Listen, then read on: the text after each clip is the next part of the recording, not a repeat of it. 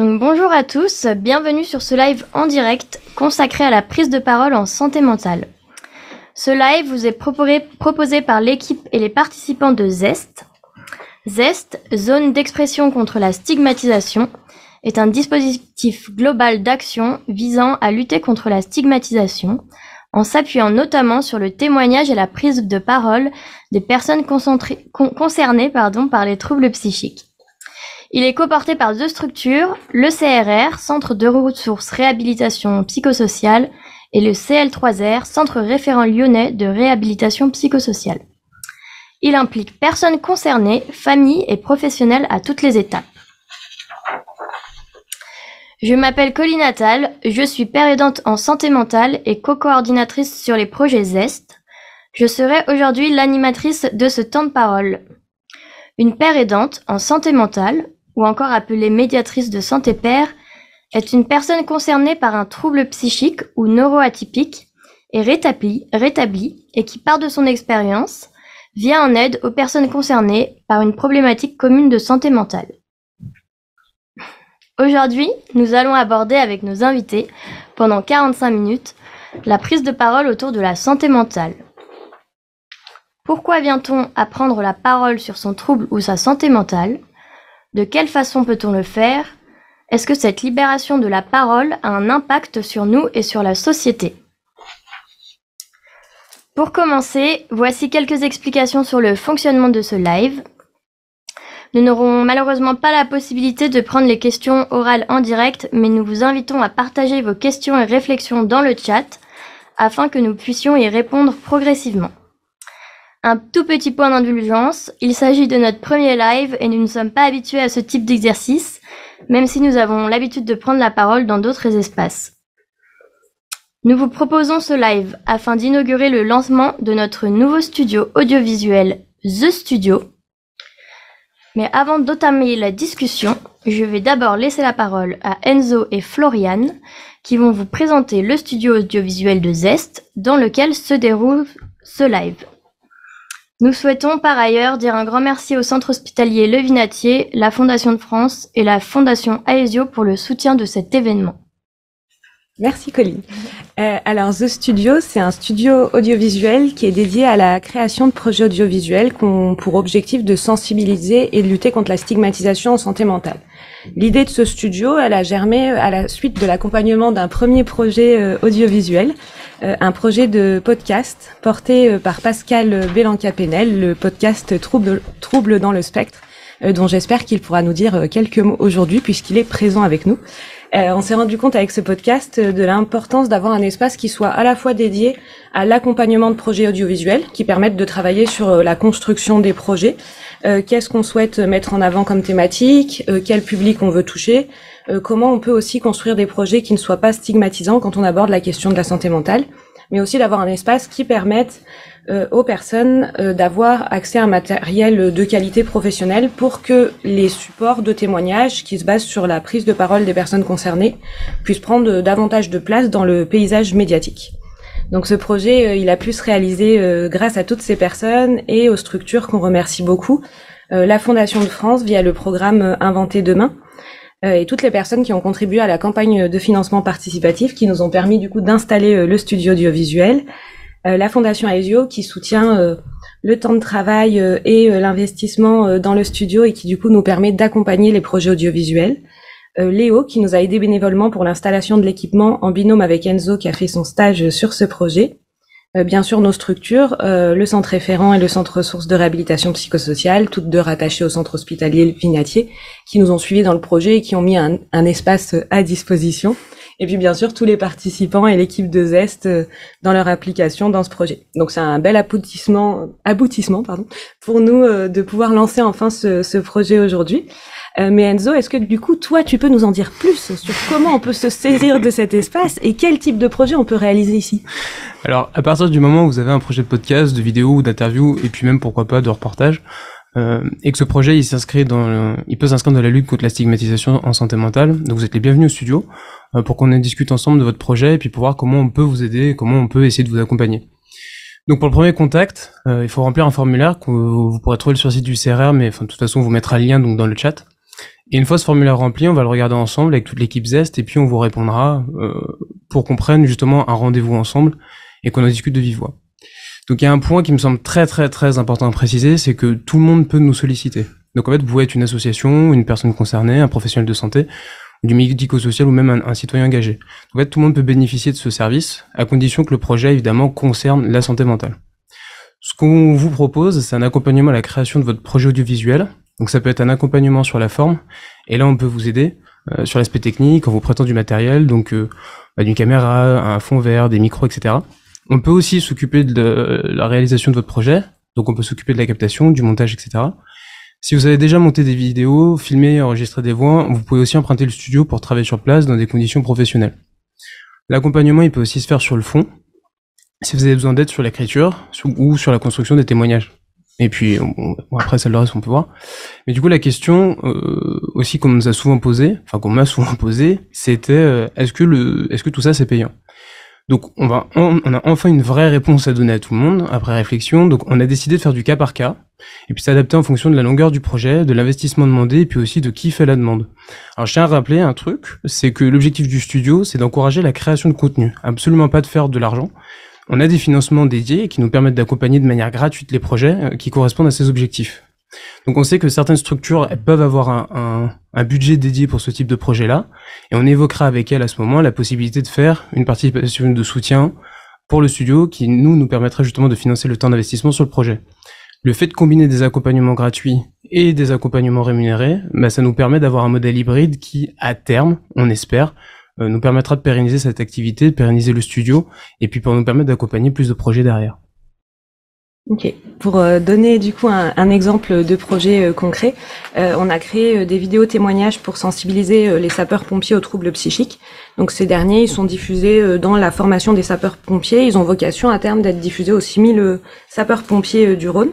Donc il y a 5 capsules qui donnent la parole à des personnes qui reviennent sur des interventions qu'elles ont rencontrées avec les pompiers, ce qui s'est bien passé ou non dans l'intervention, et qui partagent des leviers d'action pour améliorer leur intervention. Donc c'est des témoignages qui sont hyper précieux parce que les pompiers, ils vont être habitués dans ce type d'intervention à rencontrer des personnes qui peuvent être en situation de crise, alors que là, en fait, ils vont se rendre compte à travers ces témoignages que ces personnes, elles peuvent être ressources pour eux, à la fois en apportant des éléments et des pistes que l'on rencontre pas forcément dans des formations classiques, et juste en voyant du coup une personne qui peut prendre la parole et partager tous ces leviers d'action. Merci beaucoup pour cette présentation. Donc aujourd'hui, nous avons des intervenants qui sont avec nous. Je vais brièvement les présenter avant de leur laisser la parole.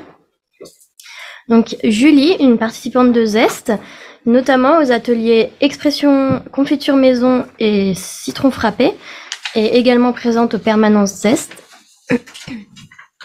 Il y a Marianne, qui est également une participante de Zest et qui prend aujourd'hui des photos et qui fait partie du collectif Les Flous Furieux. Pascal, créateur et animateur du podcast Troubles dans le spectre. Adrien, également participant de Zest, notamment aux ateliers d'écriture de préparation des bibliothèques vivantes. Et Isabelle, qui devait être aussi avec nous aujourd'hui, mais malheureusement n'a pas été là. On la remercie beaucoup pour son investissement et on pense bien à elle. Et Marianne, bien sûr. Bien sûr, ça serait dommage. Co-coordinatrice des projets Zest et qui va également co-animer le live avec moi. Quelques questions qui pourraient aiguiller les participants aujourd'hui. Comment la parole est représentée dans le monde de la santé mentale ? Quel rapport peut-on faire entre santé mentale, stigmatisation et autostigmatisation ? Et quels constats ou raisons vous ont amené à prendre la parole ? Et je sais pas si quelqu'un d'entre vous commencez à prendre la parole spontanément. Je veux bien réagir si vous le voulez. Moi, je suis Pascal, alias le poisson chinois sur d'autres réseaux. Mais Pascal, ici, est pour le projet que j'ai eu le grand plaisir de travailler avec le Centre Ressources Autisme de Lyon, le Centre Ressources et Réhabilitation du Vinatier, le CRR, et Zest, et tout ce qu'on a pu mettre en place. Et voilà, ce que je peux partager peut-être au départ, c'est ce que je comprends du mot stigmatisation peut-être, et autostigmatisation, si tu veux bien. Pour moi, Avant de rentrer dans ce milieu-là, je suis maintenant étudiant en pérédance en santé mentale et neurodéveloppement à Lyon 1, au Vinatier. Et ça fait 3 ans que je découvre un petit peu le milieu de la santé mentale. J'avais absolument pas investi intellectuellement ce type de réflexion auparavant. Et au bout de ces 3 ans de parcours, je comprends que la stigmatisation, c'est un petit peu comme une ombre portée au sol de soi-même, qui dépend pas de nous, enfin qui dépend de ce qu'on est peut-être, mais surtout de ce que les autres voient ou de ce qu'ils imaginent de ce qu'on est. Et elle dépend beaucoup du regard de celui qui nous approche. Et cette ombre portée, parfois, elle peut poser des difficultés et être plus ou moins bien vécue. Voilà. Par exemple, il y a quelques années, j'avais un rapport, on va dire un petit peu compliqué avec l'existence et on m'a proposé, pour ne pas faire de bêtises par exemple, de ne surtout pas avoir un stock de médicaments chez moi, en tout cas ceux qui auraient pu être fatals, mais d'aller les confier à la pharmacienne et qu'elle me les délivre un par un. Et du coup, ça engageait un regard très différent de la pharmacienne, un regard qui aurait pu être stigmatisant, et je n'ai absolument pas voulu prendre le risque, en plus des traitements que je prenais, de recevoir cette ombre portée de la pharmacienne vis-à-vis de ça. Voilà, donc j'ai décidé de ne pas. Mais globalement, ce qui est le plus difficile pour moi, c'est pas la stigmatisation, en tout cas à part celle-ci, puisque je n'ai aucun problème du tout avec ma condition autiste, mais plutôt celle de l'autostigmatisation en fait, c'est-à-dire celle que je conçois comme étant liée à des difficultés qui sont celles que je peux vivre et qui sont parfois un petit peu difficiles à transporter, quoi. Donc c'est pas toujours facile d'être moi-même et du coup voilà, c'est un petit peu ça pour moi l'autostigmatisation, en tout cas c'est comme ça que je la vis. Oui, alors je laisse la parole à Julie qui veut intervenir. Oui, alors moi je voulais rebondir sur ce que vient de dire Pascal sur l'histoire du cliché en fait. Ça m'évoque vraiment les clichés.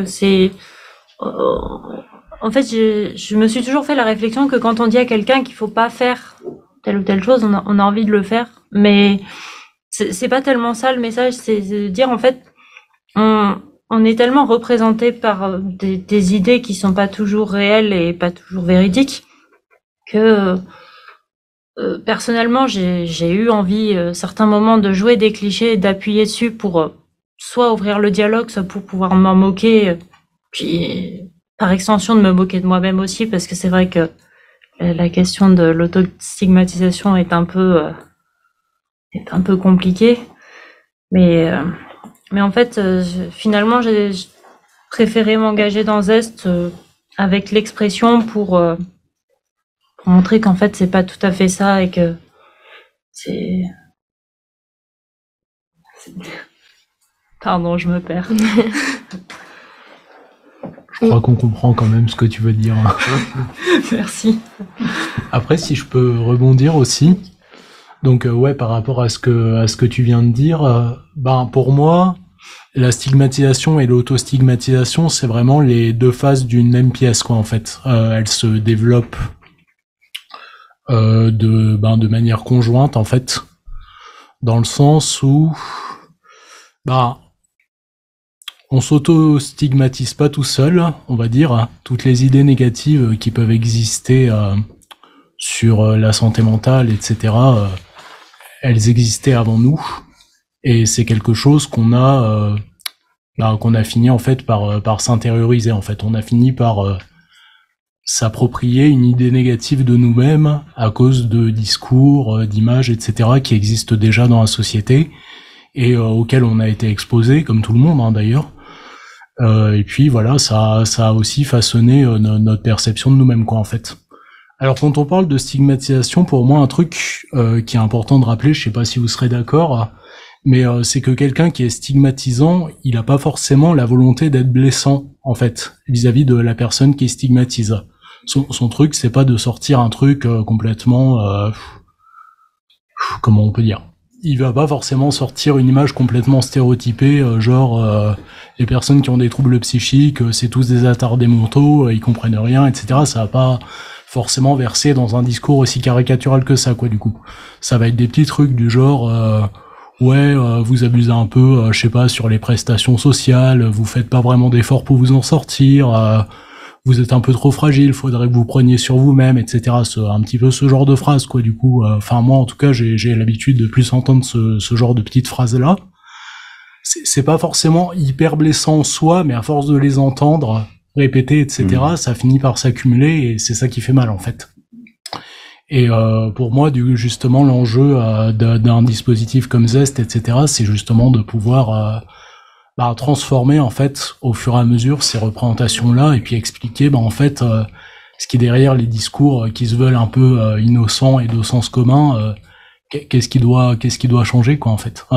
Ouais, c'est très juste et je trouve que c'est aussi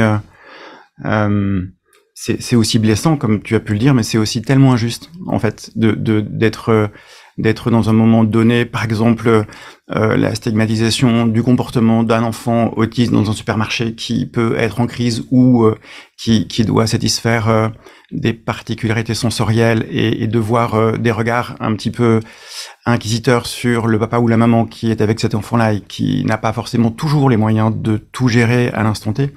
Voilà, on rajoute à la peine de la peine et du coup, je trouve ça absolument injuste en fait. Merci. Merci. Marianne, tu voulais intervenir?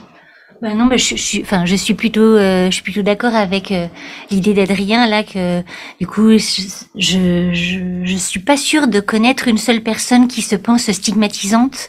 Alors qu'en fin de compte, on l'est malheureusement toutes et tous, et on a tous vécu des expériences d'exclusion et de stigmatisation et d'auto-stigmatisation de divers degrés, et en fin de compte, l'esprit humain, il a une manière de fonctionner il a besoin de catégoriser un petit peu trop rapidement pour comprendre, j'imagine, ce qui se passe autour de lui. Et du coup, il y a cette malheureusement cette tendance-là à stigmatiser et voilà des populations qu'on connaît peut-être pas assez, sûrement en fait.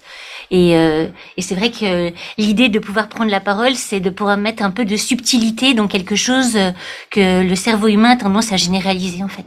Mais oui, parce que ces stigmatisations et les stigmates que les personnes vivent ou portent, elles sont aussi le fruit d'une circulation sociale de cette imagerie-là, de l'imagerie des personnes qui peuvent être atteintes d'un handicap physique ou psychique, ou les deux, en fait.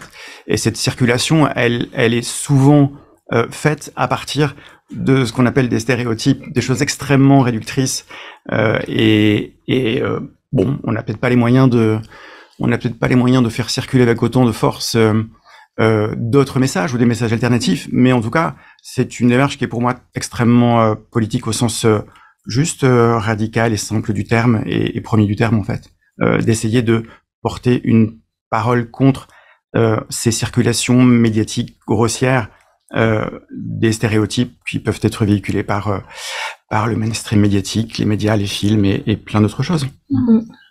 Justement, peut-être pour rebondir là-dessus et un peu sur tout ce qui vient d'être dit, en fait, il y a beaucoup, comme tu viens d'expliquer, Pascal, il y a dans beaucoup de films, etc. On peut avoir, je pense qu'il y a beaucoup de gens qui peuvent trouver une représentation, par exemple, je sais pas, de la schizophrénie, par exemple, ou de certaines formes de troubles psy, dans des films, en fait, et utiliser ces images, par exemple, de films tirés, je sais pas, d'internet, ou d'un petit peu, ou d'autres formes de pop culture, en fait, et utiliser ces images-là pour se créer un petit peu une représentation de ce que c'est le trouble psychique. Et du coup, on a un questionnaire d'ailleurs qu'on utilise quelquefois dans certains temps Zest pour essayer justement d'expliquer aux gens comment ces représentations elles peuvent avoir un lien justement, je sais pas, aux films et aux médias qu'on peut consommer en fait. Par exemple, je sais pas si on parle d'autisme, je pense un des premiers films qui vient peut-être à l'esprit, ce serait Rain Man par exemple. Et puis ce que ça peut sous-entendre comme quoi les personnes autistes, elles peuvent avoir une forme d'intelligence surdéveloppée, voire magique sur certains domaines, etc., tout en étant complètement incompétente sur d'autres, etc. Et à mon avis, je pense que c'est un cliché qui a dû se diffuser beaucoup Oui. dans la société, par exemple. Ce qui est fou, c'est que ce film-là en particulier, c'était déjà, j'ai lu cette remarque-là dans un livre que je suis en train de parcourir.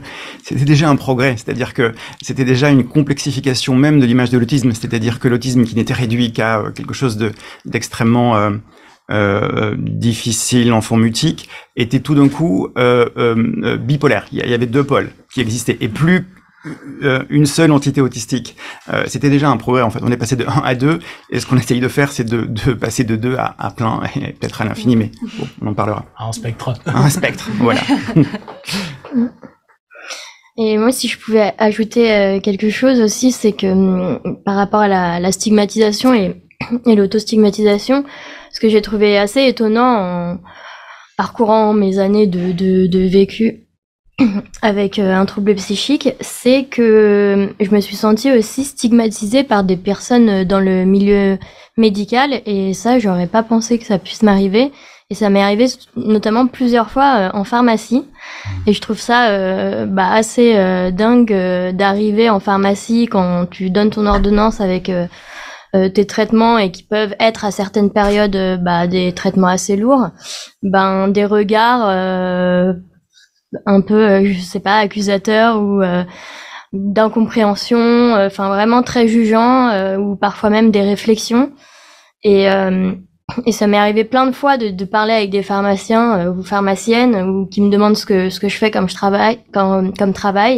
Et quand je leur dis que je travaille en psychiatrie, c'est toujours ça doit être très très difficile, les cas doivent être compliqués. Et j'ai envie de leur dire, mais enfin c'est marrant, vous travaillez dans la santé mentale, mais vous rendez même pas compte qu'il y a beaucoup de personnes qui se rétablissent et il n'y a pas que des cas extrêmement compliqués. Et voilà, c'est aussi une de ces raisons pour laquelle moi j'ai bien envie de m'investir aussi dans toutes les actions de Zest, parce que même dans le milieu médical, il y a encore beaucoup de sensibilisation à faire. Sans vouloir déborder, j'avais une image aussi un petit peu comme ça quand on travaillait, enfin quand j'étais suivi au Vinatier. Je me rappelle, j'avais un copain qui m'avait dit là, du coup, qui avait lui aussi des troubles psy, et qui m'avait dit la toute première fois où je suis entré au Vinatier, j'avais peur en fait, parce que je m'imaginais cet endroit rempli de fous furieux, de malades dangereux qui allaient me poursuivre avec une vache, etc. Enfin, tout ça pour dire, ça montre un petit peu le genre d'images négatives qui peuvent exister sur les hôpitaux psychiatriques, quoi, par exemple. Oui, c'est pareil. J'ai à peu près la même anecdote sur la première hospitalisation. On était en chambre double et la première question sortie de l'état de torpeur, c'était « Est-ce qu'il y a des micros dans les murs ?» Parce que c'était un peu un monde nouveau, c'était assez effrayant, tout ce qu'on entend à la télé, à la radio, qui n'est absolument pas la réalité, mais non, finalement, il n'y avait pas de micro et ça s'est bien passé.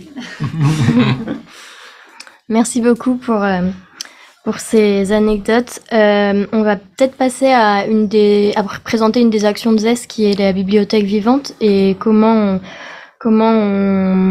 on réussit à prendre la parole grâce à cette action. Et je vais laisser Marianne présenter les bibliothèques vivantes.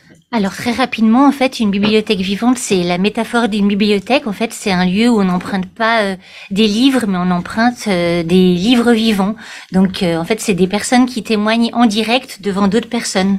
En fait, c'est un temps de partage, un témoignage en face à face, où c'est une personne qui partage un chapitre de son histoire pour en lien avec la santé mentale, et du coup ça permet un échange, et ça permet éventuellement de rencontrer des gens qu'on n'aurait peut-être pas rencontrés à d'autres moments. Et donc pour pouvoir prendre la parole et témoigner d'une partie de son histoire, pour ça on organise en amont des ateliers d'écriture, des ateliers de prise de parole. Et voilà. Enfin, voilà, c'est des bibliothèques vivantes qu'on fait un peu de partout, dans des facs, dans des places, dans la ville, dans plusieurs endroits. Et donc, par exemple, Adrien, toi, tu participes à ces ateliers d'écriture? Ouais. Et du coup, je sais pas trop ce que je peux dire là-dessus, mais oui, du coup, c'est un bon moyen de déstigmatisation dans le sens où ça permet d'aller voir directement des gens qui sont pas forcément qui connaissent pas, qui ont pas forcément d'expérience directe en fait avec le trouble psy, qui peuvent être sensibilisés mais qui ont pas forcément d'expérience directe avec ça. Et justement raconter notre histoire de vie et puis échanger là-dessus, et souvent ça a un impact positif du coup sur les représentations et comment on peut faire évoluer tout ça quoi, du coup. Donc c'est vraiment pas mal. En fait, je te passe la parole, mais je pourrais très bien la garder, parce qu'en fin de compte, ce qu'on peut dire aussi dans Zest et dans les ateliers d'écriture, c'est que du coup, il n'y a pas des personnes qui écoutent et d'autres qui témoignent en fait. Enfin, moi, j'ai pu témoigner dans un atelier d'écriture en tant que professionnelle, et ça m'a permis de prendre la parole pour la première fois, en fait, sur des éléments de ma santé mentale, quelque chose que j'aurais pas pu imaginer il y a peu de temps, en fin de compte. C'est pas quelque chose qu'on a l'habitude de faire en tant que professionnel, de parler de soi, parce que du coup, on est plus là pour écouter les gens. Mais ça fait du bien.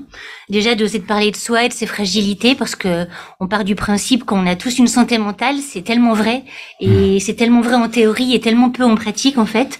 Le fait de parler comme ça dans un atelier, ça normalise et ça permet à chacun d'oser prendre la parole, en fait.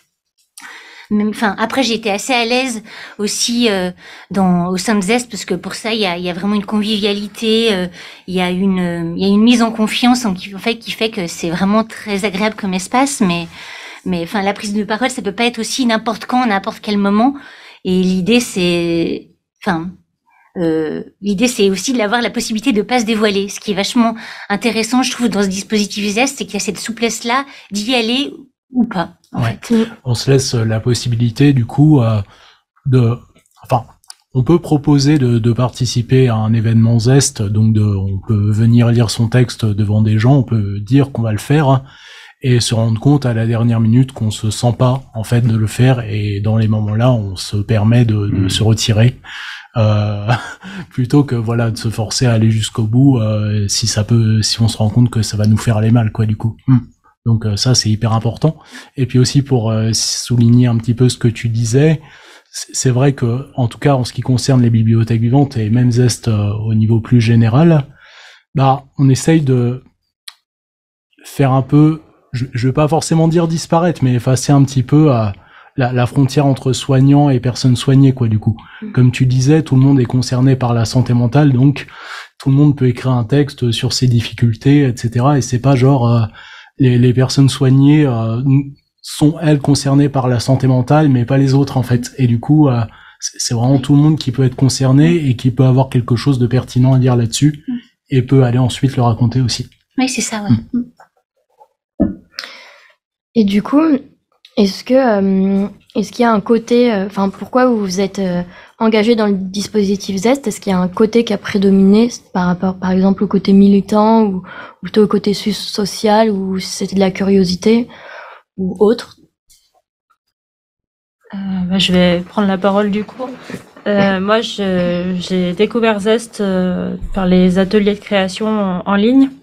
Donc, ce qui était au départ un moyen de sortir un peu de ma chambre, j'ai envie de dire, parce que à part les soins et le sport, je voyais pas grand monde. Donc au départ, c'était vraiment en distanciel, et puis on a fini par se rencontrer après les confinements. Et puis ça libère la parole en fait. On part de quelque chose, on a des idées, on les exprime, et puis finalement on finit par parler un peu d'autre chose que de cette santé mentale qui nous colle à la peau. Ou parfois, j'ai un peu l'impression que si j'avais pas toutes ces choses en plus, je serais pas aussi intéressante. C'est peut-être un peu difficile comme ça, mais c'est vraiment comme ça que je le ressens. Et du coup, beaucoup plus tard, ça a débouché sur le projet exposition dont on n'a pas encore parlé, qui va bientôt avoir lieu. Et c'est vraiment une bonne chose qu'on puisse présenter cette santé à travers l'art et tout ce que finalement ces petites choses qui nous rassemblent, même si on se connaissait pas et qu'on n'a pas forcément le même vécu. Et qui font qu'on donne une forme à tout ça, une forme qui peut être un texte, une image, une photo ou un magnifique collage. Ça peut être tout ça. Peut-être si je peux, tu veux Adrien, ajouter quelque chose pour ce qui nous concerne. Je dis nous parce que évidemment, trouble dans le spectre, c'est nous et on est plus d'une dizaine. Si on a pris la parole, c'est peut-être pour deux raisons essentielles. Je vais être assez rapide. La première, c'est évidemment pour faire exister la parole de ces autistes qu'on ne voit pas, invisibles, mais surtout invisibilisés par justement la circulation médiatique un peu stéréotypée qui fonctionne sur le mode du porn en fait. C'est-à-dire que on présente toujours des témoignages qui sont toujours aussi émouvants et qui sont là pour émouvoir et pour produire chez le téléspectateur ou auditeur les mêmes réactions émotionnelles. C'est pour ça que je le qualifie de creep porn. Mais ce qu'on veut faire, c'est pas ça. On veut présenter, faire exister aussi politiquement cette parole qui n'existe pas et la faire circuler. Et surtout, d'abord, c'était le motif initial auprès des professionnels de la santé pour qu'ils soient, comme tu le disais tout à l'heure, un regard un petit peu plus aiguisé, un petit peu plus averti, un petit peu plus riche, un petit peu plus complexe sur la santé mentale, et que du coup leur attitude soit, ou leurs remarques, ou leur comportement, ou tout ça soit un tout petit peu moins stigmatisant quand ils nous rencontrent, même sans savoir qu'ils nous rencontrent. Voilà. Et puis du coup, la deuxième raison, mais elle est globalement générale, c'est qu'il y a 9 sur 10, il y a 9 femmes sur 10 autistes qui ont vécu ou qui vivront des violences sexuelles. Et du coup, il faut déjà qu'elles s'informent elles-mêmes aussi. Il faut qu'elles s'outillent en termes de communication et d'habileté sociale pour faire face à ce monde qui est parfois pas tout à fait facile, et que donc la deuxième part aussi de ce travail-là, il a trait à une espèce de psychoéducation, auto-psychoéducation de toute la communauté qui se reconnaît autiste. Mais ça, c'est un effet un peu collatéral qu'on a découvert plus tard avec l'équipe. Autrement dit que la parole, elle était entendue pas uniquement par les soignants et les soignantes, mais aussi par les pairs autistes, que cela pouvait aider. Et donc une juste information, c'est extrêmement important aussi pour prévenir toutes les violences, qu'elles soient celles de la stigmatisation ou les violences autres. Oui. Donc prendre la parole, c'est aussi clairement informer et sensibiliser beaucoup de personnes. Est-ce que tu veux... Pardon, non, c'était juste au niveau de... Enfin, j'espère qu'on a le temps. Vas-y. Ouais, non, je vais faire comme toi, je vais essayer d'être rapide. Du coup, moi, perso, quand j'ai commencé à participer aux différents ateliers Zest, je pensais pas, au départ, sortir en public et puis commencer à faire de la déstigmatisation en allant parler à des gens, en fait. Au début, je le faisais surtout pour moi, pour voir si j'arrivais un petit peu à écrire, à parler de ma situation. Parce que mine de rien, c'était pas quelque chose d'évident, et quand j'allais vraiment pas bien, enfin dans les années où j'allais vraiment pas bien, je pensais que c'était quelque chose que je pourrais pas faire. Et ces ateliers, ces espaces qui étaient quand même protégés avec un bon feeling, quoi, comme tu disais, c'est hyper convivial. Ça m'a mis en confiance, ça m'a aidé à prendre la parole pour moi. Je me suis rendu compte que j'étais aussi capable d'écrire. À partir de là, on a pu j'ai commencé à me sentir à l'aise pour faire des actions de déstigmatisation, quoi. Voilà. D'accord. C'est exactement la question un peu que je voulais vous poser. Donc, l'impact de cette prise de parole après.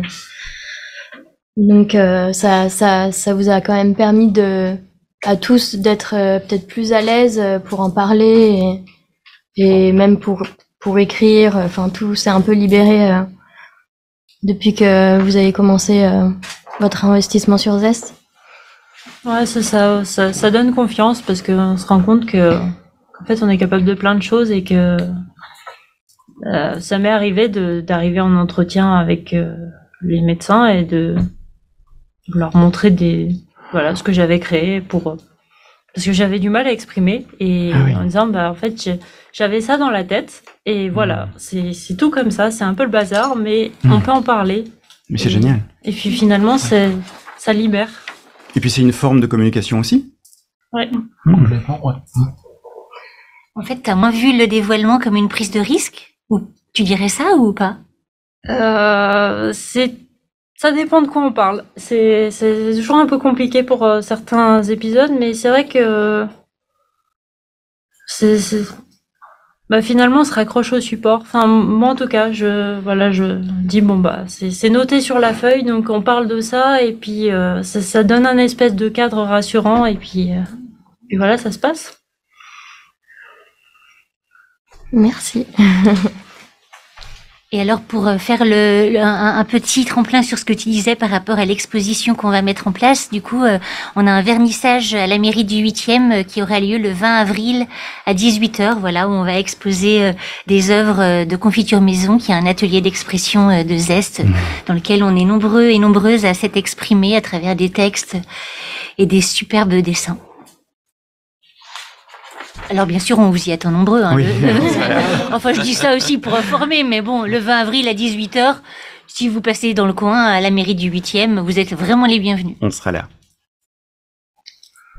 Et c'est exposé pendant un mois, hein, c'est ça? Merci beaucoup, Adrien, c'est ça. Et il y aura des petits fours? Je crois. Voilà, donc on peut venir. Du caviar même. Mmh. Est-ce que quelqu'un va ajouter une petite anecdote de fin ou un petit... Non, c'était peut-être pour finir, en tout cas en guise de conclusion, ce que ça m'a apporté. En tout cas, on avait un peu réfléchi à ça et je crois que, moi, ce que ça m'a apporté, c'est que ça m'a permis d'abord mieux me connaître en écoutant mes pairs et puis en me reconnaissant et en me disant ah oui, ça aussi et de faire une espèce de portrait de ce que je peux vivre avec le témoignage tellement généreux de toutes les personnes que j'ai pu rencontrer qui ont tout été, ça a tout été à chaque fois des rencontres extraordinaires que j'aurais jamais faites dans la vie de tous les jours.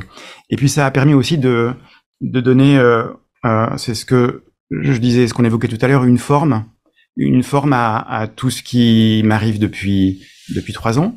De tout ce qui s'est passé depuis 50, et une forme et du coup un sens à tout ça. Et pour ça, voilà, j'aurai jamais assez de gratitude à toutes les personnes qui ont fait ça avec moi en fait. Merci. Ouais. Et juste pour terminer, du coup, je vais aller dans le même sens que Julie et Pascal, du coup. C'est que vraiment, en ce qui me concerne, Zest, c'est pareil, ça m'a donné un cadre vraiment sécurisant pour essayer de construire un récit sur moi en fait. Donc je me suis vraiment, c'est en écrivant et en écoutant le témoignage des autres que j'ai pu apprendre à me connaître aussi. Donc ça a été hyper important. Discuter avec des gens qui connaissaient pas forcément le trouble psychique, ça a aussi beaucoup aidé au niveau des retours, des représentations que pouvaient avoir les gens, etc. Et donc voilà, ça a été vraiment un outil hyper utile. Et je suis vraiment content qu'on l'ait mis en place, en fait. Tu veux dire que ça fait partie, je m'excuse de reprendre une seconde la parole, ça fait partie du rétablissement aussi pour moi. C'est-à-dire que c'est une part intégrante, la forme que l'on donne, quelle qu'elle soit, bibliothèque vivante, écriture, dessin, podcast, ça participe du rétablissement en santé mentale. Donc c'est parfait pour moi. Ouais. Et je veux juste ajouter mon petit mot, moi de rencontrer toutes ces personnes qui finalement ont réussi à s'en sortir, si je puis dire ça comme ça donne de l'espoir. Donc c'est vraiment important que ça existe, ce genre de dispositif.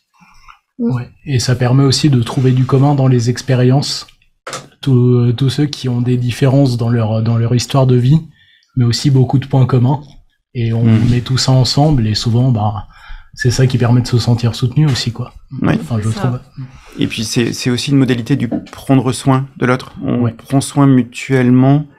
Donc du coup des uns des autres avec ce type de dispositif là et c'est pas rien en fait, c'est pas rien du tout de prendre soin en partageant tout ça. Également pour ma part, le fait d'avoir rencontré des pairs, du coup ça m'a énormément aidé. Je pense que c'est une des choses qui m'a le plus aidé moi pour mon rétablissement et c'est clairement ce qui a débloqué aussi ma parole parce qu'avant j'en parlais très peu, c'était très tabou.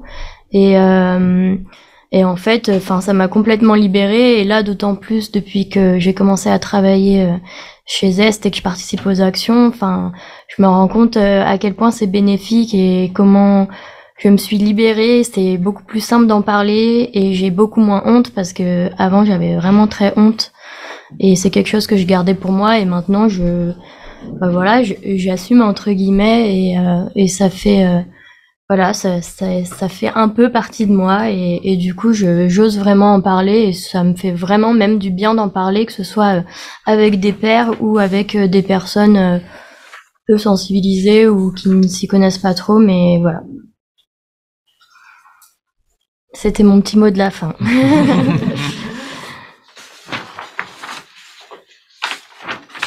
Du coup, petite conclusion. Conclusion. Bah, non, mais merci. Oui, là, Vas-y Pascal, si tu veux dire un petit mot. non, juste la conclusion, en tout cas pour moi, c'est que le seul pouvoir qu'on a, c'est celui de prendre la parole, quelles que soient les modalités de la parole. Et bah, c'est le seul, et c'est le seul. Et donc, usons. Enfin, usons. Oui. Usons. Voilà, et merci en tout cas pour ce moment de partage. Et bravo pour ce studio, à tous ceux qui l'ont conçu, réfléchi, programmé, etc., etc. Merci. Donc, ce qu'on peut dire, c'est que recentrer la parole autour des personnes concernées permet vraiment de rendre les échanges plus humains. Écouter l'expérience de personnes qui souffrent de troubles psychiques ou neuroatypiques et entendre la réalité de ce qu'elles vivent permet d'aller au-delà des a priori. Donc c'est pourquoi il est très important de laisser la parole aux concernés lorsqu'il s'agit de sujets qui les concernent. Désolée, ça fait un doublon de concerné. Non, c'est pas mal. En tout cas, toute l'équipe de Zest et ses intervenants vous remercie pour votre écoute. Pour obtenir plus d'informations sur nos actions, rendez-vous sur l'adresse web du Centre Ressources Réhabilitation qu'on va vous insérer dans le chat si ce n'est déjà fait. Et si vous êtes porteur d'un projet audiovisuel et que vous souhaitez bénéficier des services du studio The Studio, n'hésitez pas à nous écrire à l'adresse thestudio@ch-le-vinatier.fr qui sera également dans le chat normalement. Merci beaucoup à tous pour votre écoute.